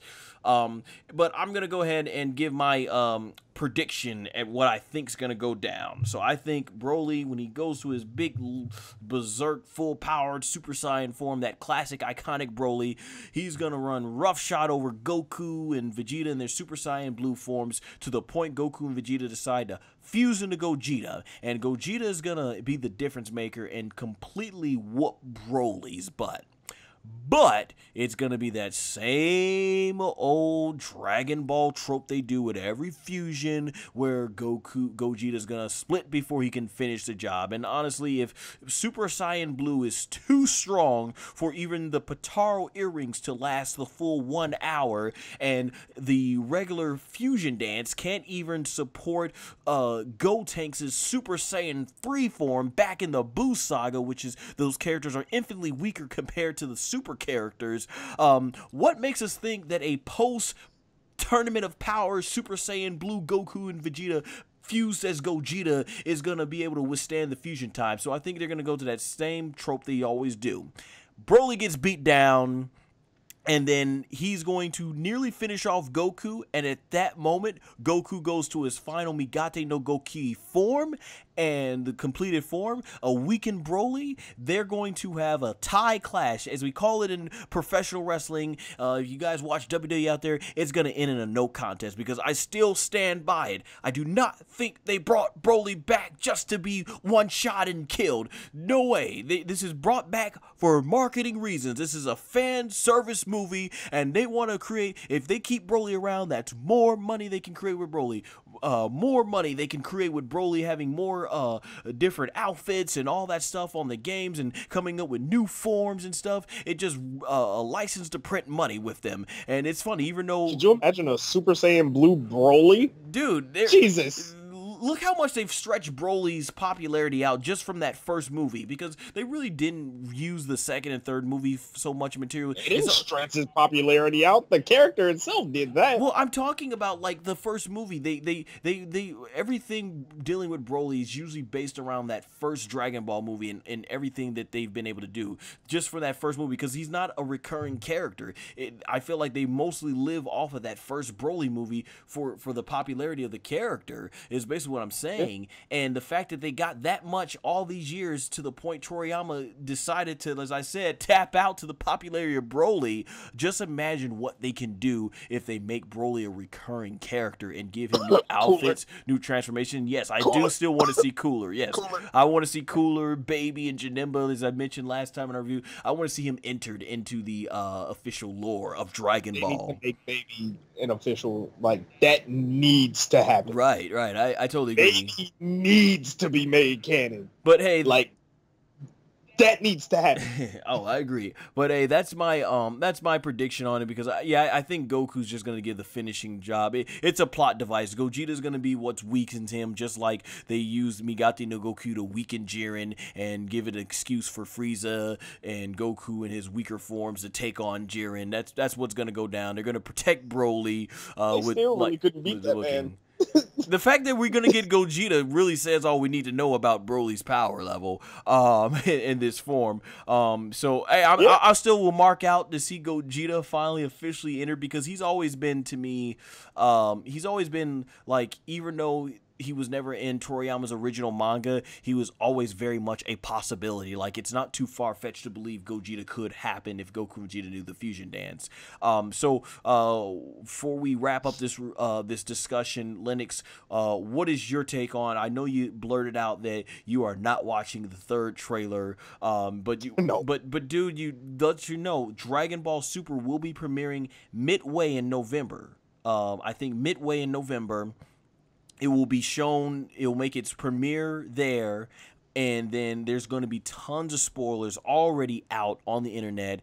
December 14th is when it will finally be released nationwide in Japan, and then January 16th, a month later, is when it will be released in January. So for the next 2 months, we have got to avoid spoilers. We were able to do that easily with Resurrection F. But this is gonna be a tough one, man. 2 months on social media, like, woo, that's gonna be a doozy one. But with that being said, what you said, go into why you refuse to watch the third trailer, and what's your prediction for Gogeta in this film? I'm expecting Gogeta to get bodied. Oh, dang! I'm expecting that. The ultimate swerve. I'm expecting that to happen. I'm expecting him to get that Goku versus Jiren treatment, and then the Ultra Instinct is going to pop up. It's going to somewhat even it out, and then Broly will just kind of cap his power, and Goku's body is going to give out again, and we're going to get that tie. Okay, so it sounds like you're in agreement. You agree it's going to come down to a tie, but you actually think that, whereas I feel Gogeta's power level is what's going to wear out Broly, and Migate no Goku is what's going to finish the job, it sounds like you're going the opposite. You feel Gogeta's going to get his fused butt handed to him, and it's going to be Goku going Migate no Goku that's the difference maker. So you feel they're going to want to put it out that Ultra Instinct at full power is stronger than even a fusion between Goku and Vegeta. Is that what I'm getting? Is what you're saying? Yeah, only because in all honesty, I'm comparing what we saw in the Tournament of Power versus Jiren, who's like the closest thing you could weigh something like that against in terms of expectations for Broly. Mm-hmm. Like, Jiren basically swatted Kefla away. Like, he was interested in her just because of the power, but he wasn't shook in the least. So, and it took, like, Ultra Instinct Goku was able to beat that. So, if you think about that, and we're talking about, like, not fully mastered, Ultra Instinct Goku was able to beat that. The same Ultra Instinct Goku that had a hard time and almost lost to Jiren. So, when you're thinking about that, it's one of those things where I'm like, I don't think it's enough. considering Broly's stronger. I don't think it'll be enough. I think it'll give him a challenge, and if he's in that berserk mode, I think it'll wear him down.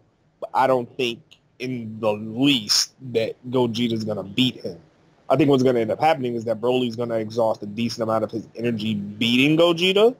It's going to wear off, and then he's going to go for the finishing blow. Goku's going to snap into Ultra Instinct, and they're going to be on par with each other. But because Goku's already been exhausted from fighting Broly, he's not going to be able to keep it up. His body's going to give out like it did against Jiren. But I think Broly's power is also going to do the same thing to him. Yeah, I agree on the... Yeah, I really see this ending in a tie. I don't think Broly's going to straight up end up beating The messed up Goku part and about Vegeta. this, though, Mm-hmm. the messed up part about this, though, is that no matter who loses in this fight, everybody wins. Because both Vegeta, Goku, and Broly are all Saiyans.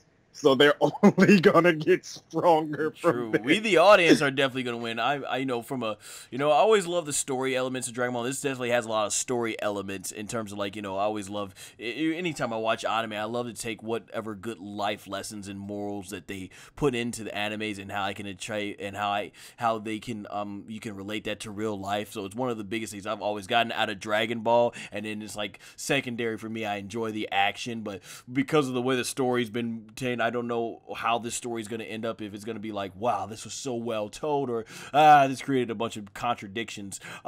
Action-wise, though, that's one of the things I got looking forward to this movie. Between the animation, I am at least confident that the action, the fighting is going to be like 100, what is this, 100 minutes? Yeah, 100 minutes. That's a lot of time to tell a story, so I could easily see the first half being all about the Saiyan race, and then the second half of the movie dedicated to just Goku. Like, I think this is going to be one of the longest movie fights, and it's going to have a lot of different layers to this fight, so I am just so looking forward to this. And the thing is, I see we're in agreement, though, that, yeah, it's going to end in a tie, because I really don't think they're going to give him win. Hey, maybe get a shock victory. Vegeta kills Broly. Like, oh, I wasn't expecting that, but okay, I doubt it.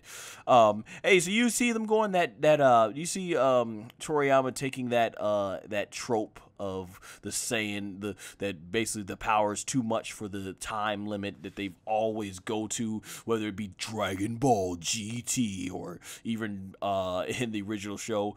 Not so much in the movies because they had Gogeta take care of action real quick. You see them going that route? I do. Yeah. Do you like that they go in that route? Like, no, because they've done it so many times. It just doesn't make sense. I feel like they always change the rules when it comes to that particular concept. Agreed. Yeah, for like sure. They always change the rules. Like, time either gets shorter or, like, it's a lot. And the power is too much. You're gonna almost make it where it's like fusion can't work or whatever there. But well, it's definitely gonna come to a point where, like, they're gonna get, if they stay with the criteria that they're making, where, like, power exceeds a certain limit, they're gonna burn through the fusion. It's gonna get to a point where Goku and Vegeta won't be able to fuse ever. Yeah, it's gonna become, as Matt Hardy would say in his broken gimmick with his brother Nero, it's become obsolete. Delete. Yeah, it's gonna get to that part. Hey, before we also finish up, I gotta bring this up because let's go back to a few years ago. You were so critical. I'm gonna put you on the spot here. You were so critical of Toriyama's writing. Do you remember back in Anime Club when we were in college? We had the episode of Bardock. We watched it. We were so hyped because it's something new with Dragon Ball. And granted, that wasn't created by Toriyama, but it created the most biggest contradiction that's how the legendary Super Saiyan was born. Bardock was killed by Frieza, went back in time, became Super Saiyan, and many millions and million years later when Frieza would find out Super Saiyan, that's where it happened. And you got up out your chair, pointed at me and says, you! This is the reason why I don't like Toriyama's writing. You would tell me like Toriyama's like when I told you about how he forgot about Launch, you laughed and you were like, he said Toriyama's terrible writing. But since we started doing these Dragon Ball Super reviews and discussions, and especially to the big shock of me when I was very critical of the ending in the anime for the Future Trunks arc in Super, and you praised it for the longest time, and it wasn't until most recently this year that you were like, yeah, I kind of see where you're coming from that after I gave up the fanboyness for Trunks and the power and all that stuff. It sounds like you may have softened up to Toriyama's writing, and like seriously, I gotta wonder, like, have you taken a different look? Have you re-looked at Toriyama's writing style and have you softened up to it, or do you still feel the same way back then? Like, I don't know what, like back in college, you could not stand that episode of Bardock, and you could not stand all the plot holes, and you were just so critical. Has something changed with you in terms of Toriyama's writing, Linux? Not at all. Not at all. Okay. I'm trying to think what's the best way to word this. What has gotten you so hyped about Super though, and made you speak so much more, so we are able to have these intelligent conversations back and forth now, as opposed to back then when you would be like, Toriyama's a horrible writer, like, and he's like, this is why I don't like Dragon Ball. I'm just hanging on to it for nostalgia.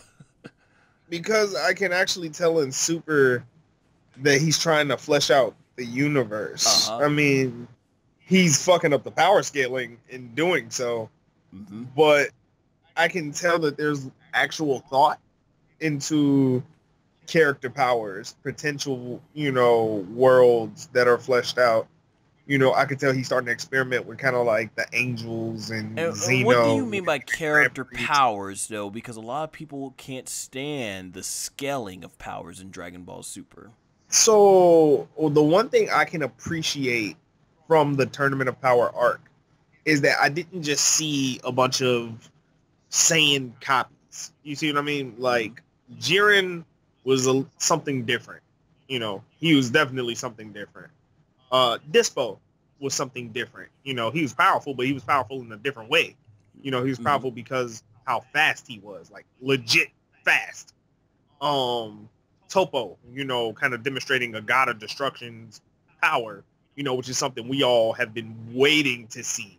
We've been waiting to see a god of destruction kind of let loose. So the fact that we kind of got like a semi god of destruction in the Tournament of Power was kind of cool.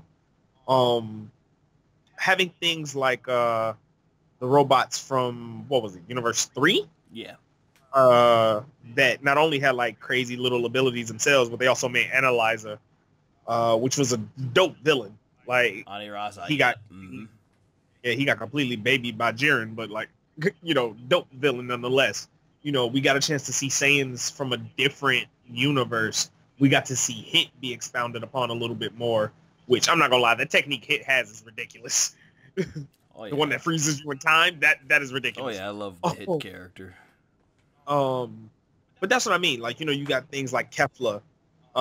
You got the sniper guys. You got the knockoff Ginyu Force in the Pride Troopers. But each of them had like crazy abilities, like the guy that could set mines, and the one chick with the barrier, and the other assassin. Like, you had these different abilities.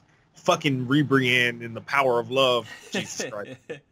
But like, it was cool to kind of like see that type of power and what it drove off of, and how it was used. Even the fact that it could be transmitted when it went to the 3 like little minor characters, and they ended up using that crazy like Blackheart technique on Goku and them.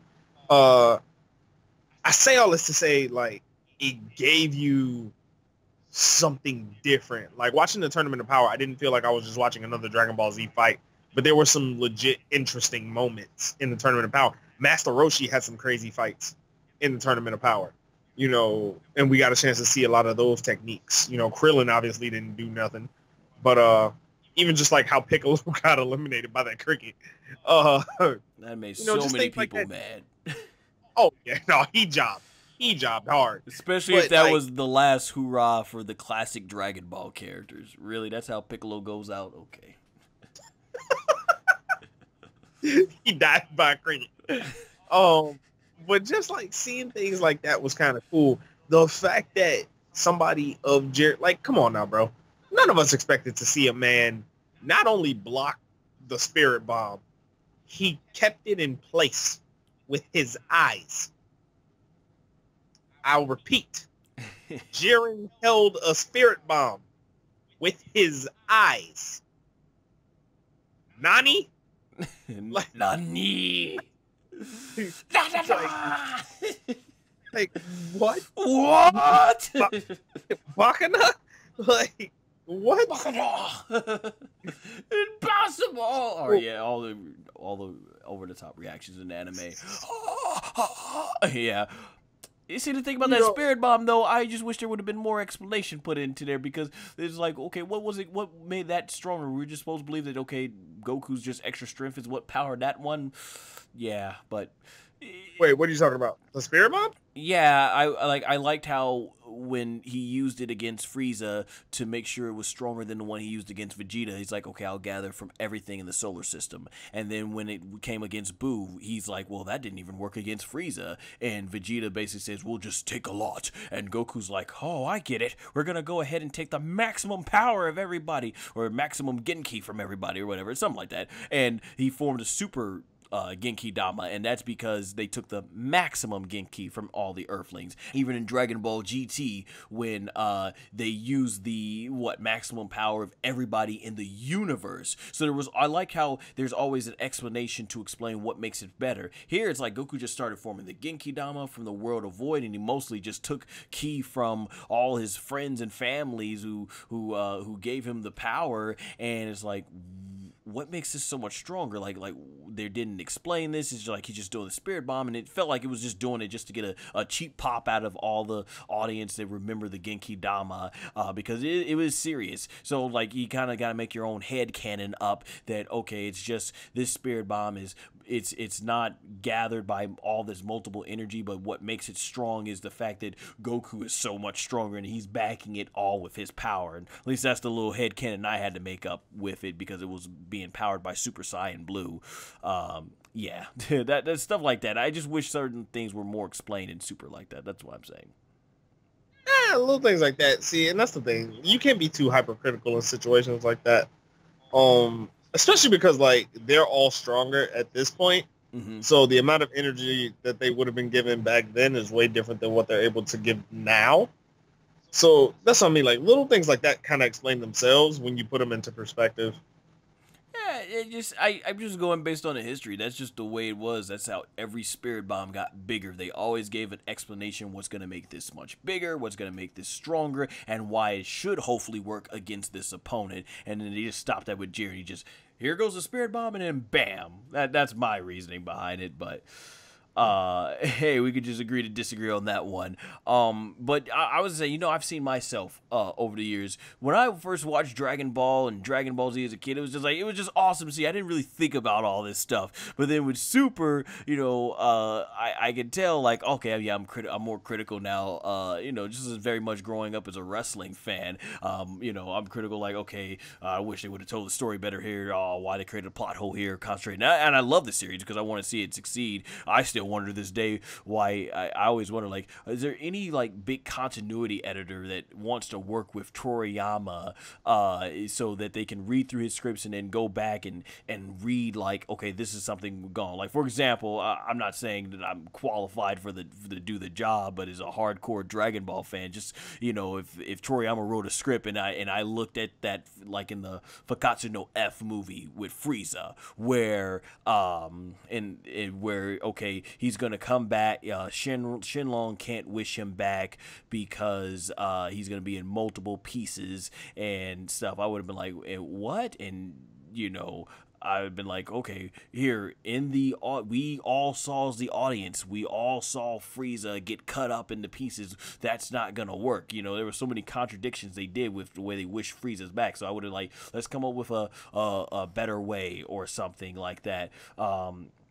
to come up with just little small things like that. Like, okay, if we go this direction, we need to make sure this is explained, because elsewise this is going to make audience confused, and just stuff like that, which I think a lot of the hardcore Dragon Ball fans can do. I don't even know if Toriyama really cares that much for it, but obviously he cares a lot about this movie, which is the Dragon Ball Super movie.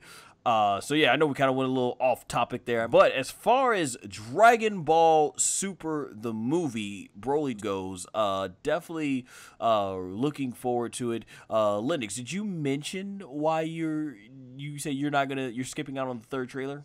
I almost just kind of want to be surprised. Like right now, I have an idea of that it's gonna definitely include a retelling of the fate of Planet Vegeta, and it's kind of all I really care about now. Like I know it's about Broly, I know it's about his revenge, or more so his father's revenge. I think I can save all the hype moments in trailer number 3 for when I actually see the movie. Now, what's your strategy to avoid social media for the next 2 months? To literally ban anybody who posts any video on my social media accounts with Broly. Yeah, it's gonna be a tough one. Hope we can make it through that one. Yeah, this is you guys will only be temp banned. I love you all, but you will definitely get temporarily banned. I usually like watching the Japanese version first, but in this particular case, I'll settle for seeing the English dub first, because I want to go to that movie completely surprised at what I see. That's all. Hopefully, we leave the movie it's not some ridiculous ending, and it's something like I want to leave that movie like, wow, this really was the greatest Dragon Ball movie ever, and it's certainly shaping up that way to be. But yeah, guys, hope you enjoyed. We gave you definitely over 90 minutes plus, almost 2 hours plus of content to enjoy, audio content to enjoy as you go about your everyday life. So hope you enjoy that. Maybe or not, maybe, I don't know. I don't know if Linux will be back for a Dragon, as you can hear, for the Dragon Ball. If we choose to avoid that trailer, we might not be back for a Dragon Ball Super Discussion Trailer 3. So, or maybe I'll just go solo on that one. Who knows? But definitely be on the lookout in 2019. We will definitely be here for a Dragon Ball Super Broly movie discussion. But definitely, yeah, it's shaping up to be, I think, spectacular. Something spectacular. I don't know how this to me right now, this story can go either way. It could go, like I said, one big contradiction. It makes me shake my head, or the story it tells a really amazing story, and it's like, wow, this is really amazing for Dragon Ball to be in Dragon Ball, and it just, everything comes together. My only thing is, I don't know if this really does much for the future of Dragon Ball. This is total fan service. I mean, in terms of like, yeah, they're gonna definitely bring Broly and making a lot of money, but in terms of developing new characters, exploring new universes, hopefully something in this movie, it comes to that. Maybe this leads to going back to Universe 6, and can lead to maybe a possible Planet Sadala arc. So hopefully there's something that in this movie that sets up to say that, okay, we got Broly here, and that's for fan service, but we're gonna show you're gonna start seeing new characters and new universes develop. What about you, man? How do you feel with all this movie? Because so right now it just, everything's coming off like big fan service. Are you hoping to see, I know you said you wish as well that Dragon Ball Super goes to the direction of developing new characters and new universes, but while they might get to that point, do you see this movie being a stepping stone for that? Because they're so heavily, just like a lot of times in WWE, even currently now as we're recording this, they're doing a lot to rely on those old past superstars as opposed to the newer ones. They're developing Broly here and kind of making him new, but still it's based on a character that has been long since established. I definitely feel they're gonna go back and revisit some of the concepts. Like, I was joking earlier, but like Cooler's another untapped he's another untapped potential when it comes to just going back, retconning a concept and incorporating it into the universe. Because Cooler could be what maybe Frieza needs to push him to that next level. You know, because as of right now, if we're talking about power scaling, yeah, Frieza's learned the concept that, hey, if I train, I get stronger. But I don't think he's seen, like, what that potential could really look like. Bringing in somebody like his older brother Cooler, where maybe Frieza was always, you know, he always had the upper hand on him before he died. And now Cooler is this fucking monster now. And he's like, wait, how? And he's like, you've been slacking, you've been too over reliant on your natural talent, and you've never put in any form of effort to get stronger. I was able to pass you up. I could see that kind of like being a good character building moment for Frieza. I could see that being something that, especially with Frieza's personality, kind of like poking the bear to really turn Frieza into a monster, and then he ends up teaming with, Goku and Vegeta to try and stop his brother.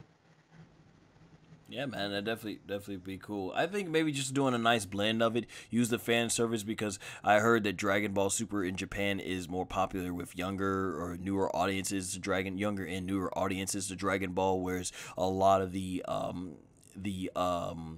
older fans that grew up in the 80s and 90s on Dragon Ball, they're not kind of really feeling it, whereas if it's very popular out here in the US. So yeah, I think probably using the fan service to like bring back all the older fan base, but then focusing on the newer ones to try and keep the older fan base's attention is really good. So hopefully they do a better job at blending that than they do in the WWE, unfortunately, at times. What goes on moving forward. But we're going to go ahead and wrap this Dragon Ball Super discussion up. So thank you guys for listening. Just if you took the time to listen to all this, we greatly appreciate it. And Linux, the floor is now yours for plugs. Hey guys, so I'm on a bit of a hiatus right now, although I will be competing in the online Geico tournament. So definitely go and support their channel on Twitch if you're into watching Tekken 7. Also, if you want to just keep up with anything I'm doing in the fighting game world, feel free to follow me on Twitter at TheLinuxVirus, as well as check out my YouTube at TheLinuxVirus. Awesome. And also, you guys will be able to see Linux as the villain in my upcoming short film, Battle of Deception, which I've been putting a lot of hard hours of editing into. So hopefully you guys get to see that hopefully before the end of the year. So definitely. And with that said in mind, guys, here are my plugs. So if you obviously are a fan of Dragon Ball, shonen manga, or anime adapted from shonen manga, make sure to check out my upcoming short film, Battle of Deception, as it's based on those types of genres. I currently have lots of videos such as the teaser trailer and the behind the scene interview videos right here on my channel, so make sure to subscribe and hit the notification bell so you can be notified as soon as I release more content regarding Battle of Deception, Dragon Ball, and even WWE if you are a professional wrestling fan. And make sure to like me on Facebook and follow me on Twitter and Instagram, both at SONGOSHUAKU. All links will be in the description below. Take care!